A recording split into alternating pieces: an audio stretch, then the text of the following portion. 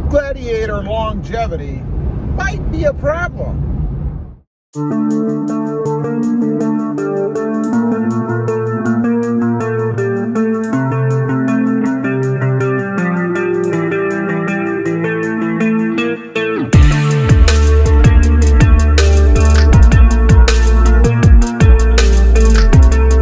Well, good morning, everybody, and welcome back to Rob Motive JT. I'm out here cruising around in the Jeep Gladiator, enjoying myself, the nice, comfortable, smooth ride, the way more than adequate power. And as I'm driving around, I've actually seen a couple of Jeep Gladiators on the road. You know, I remember a while back, you never saw any Jeep Gladiators on the road. You know, I was the only one. I was the Jeep Gladiator unicorn, but not anymore. There are more and more coming around, more and more out. And it got me to thinking about the future of the Jeep Gladiator and that, you know, Jeep Gladiator longevity might be a problem. Now, let me tell you why. First of all, the Jeep was designed to look like a Jeep, right? What we expect out of a Jeep. I mean, it's square, it's a box on wheels. It has that same historic Jeep look about it, right? I mean, you're never going to mistake a Jeep Gladiator for something else. Now, you might mistake a Jeep Gladiator from the front for a Jeep Wrangler or maybe a Jeep JL or a Jeep 4-door, whatever it is, because they all look the same, right? I mean, it's hard to differentiate between a Jeep Gladiator and a regular Jeep when you're looking at them coming at you front on. Unless you have really good eyesight, then you might see the bigger grille slots, you know, a little bit of different kind of stuff in the front, but generally you're not going to be able to tell the difference. I know I can't. When I'm driving down the road and I have a Jeep coming at me, I can't tell it's a Gladiator until I can see the side of it. Like right now, there was a 4-door that went by and I couldn't tell whether it was a Gladiator or not. Now, I think this might be a problem for Jeep. And what I'm talking about, you know, you have to have redesigns, right, to stay relevant. You have to change things, and most manufacturers, sooner or later, change the appearance of the truck.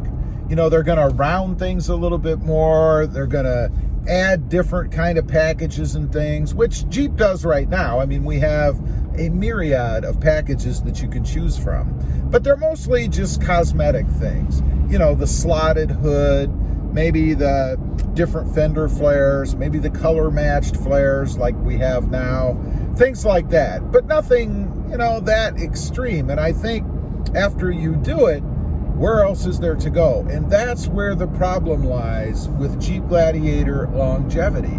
You know, I don't think they can drastically change the outer appearance of the Jeep Gladiator. I think that's part of its Jeep heritage, and I think it has to remain that way. So they're going to have troubles when it comes to staying relevant after the Gladiator is out for several years. You know, I think after a while, we start to want something different. We start to want something maybe redesigned a little bit. You know, that's happening with the Toyota Tacoma right now. The current version has been out for a long time, as well as the Tundra, and people were clamoring for a redesign. Of course, with the Tundra, when you do the redesign, then you get to have the people that don't like it, the people that say they made a mistake. I might be one of them. I don't know yet. We shall see. So what are they going to do? What can they do with the Jeep Gladiator? You know, they have to maintain the Jeep look. That's part of the appeal of having the Jeep Gladiator. You know, they could round things a little bit, I guess, but you can't go crazy. You still have to maintain that squarish or square front end of the truck with the round headlights and keep it the way that it is. You have to do that because that's what people want.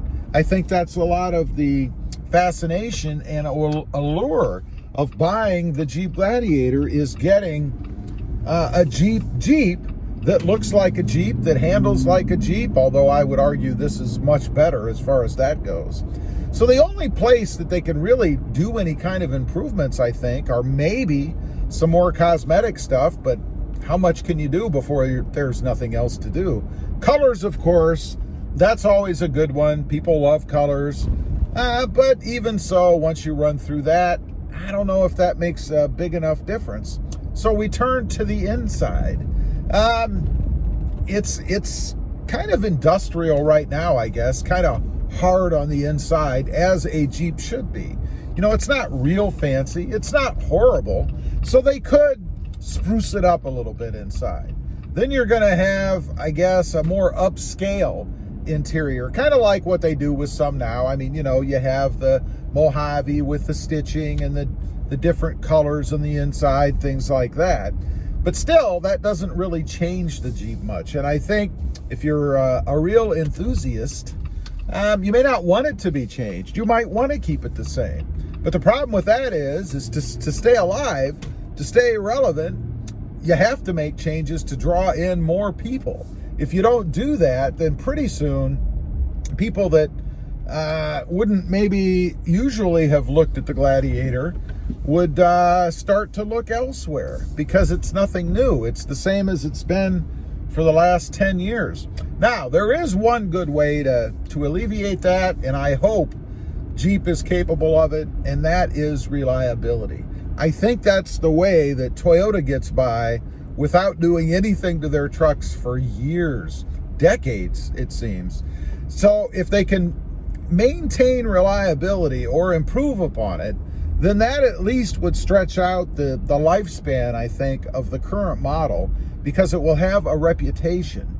People will go to it and keep going back to it just because it's reliable. They can depend on it. They don't have to worry about spending half their lives in the shop like I've had to do with some other vehicles.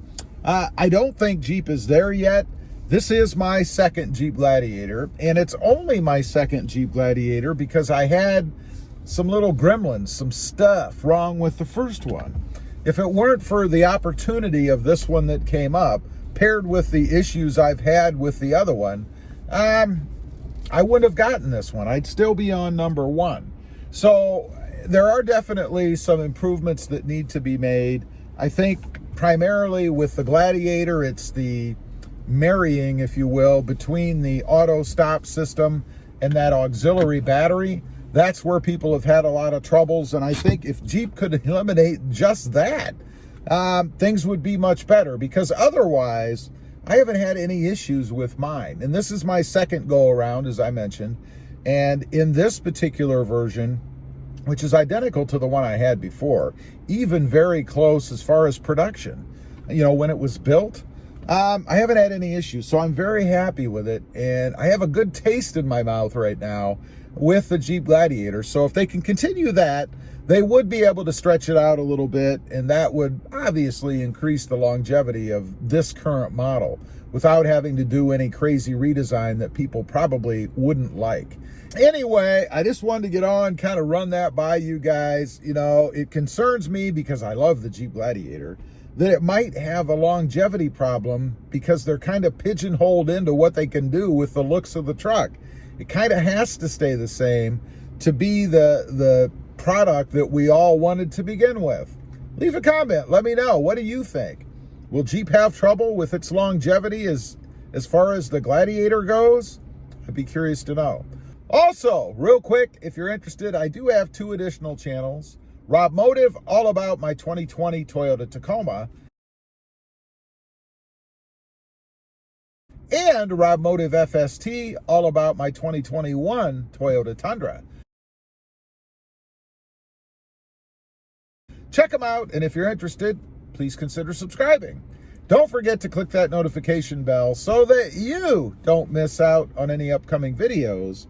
And do me a favor, smash that subscribe button on the way out. Thanks for watching. Stay safe out there. Bye.